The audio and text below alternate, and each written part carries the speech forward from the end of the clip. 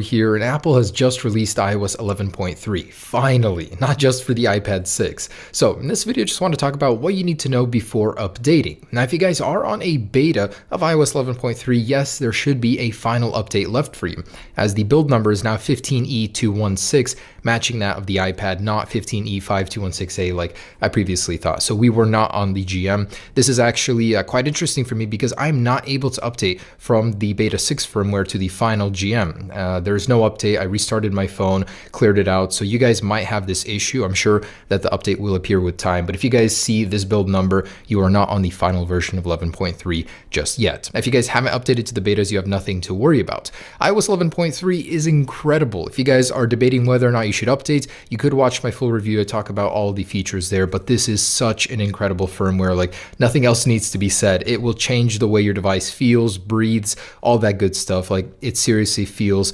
rejuvenated completely. Even though the iPhone 10 never felt slow, iOS 11.3 just brings out all this responsiveness in it. Now, I do have it installing on my personal iPhone, so I'll show you the actual performance on the final one in a second here, but we'll do some benchmarks and stuff like that. But I just wanted to mention a few of the notable features. So if you have an iPhone 10, probably Animojis are kind of cool. You will get a few new Animojis, these down here. The battery settings is pretty much the most important part of this update. If you guys have an older phone, namely an iPhone 6 or 6S, if you actually jump into the battery settings over here, you'll be able to see the battery health. And if you guys are in a weakened state, whereas the battery is in a diminished health state, you'll have a switch over here to actually go into a throttling mode where it'll actually throttle your CPU and you'll get more battery life, so your battery won't die as fast. Or you can turn it off and get maximum speed, but your device might die randomly. So this is probably the most notable change in this update, but there's a lot of smaller stuff.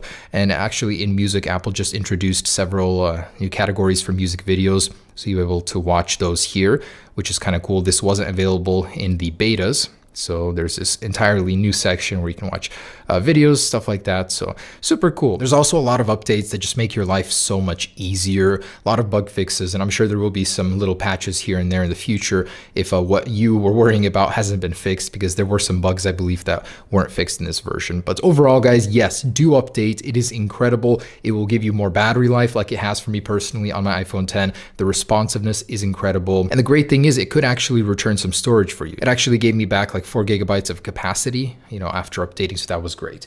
Now I'm going to go ahead and give you guys a little rundown of the speed on my personal iPhone after I set it up here in a sec. And here's my phone, so I just want to show you I am running the final version, 15E216. Let's go ahead and perform a Geekbench, see what kind of performance we get.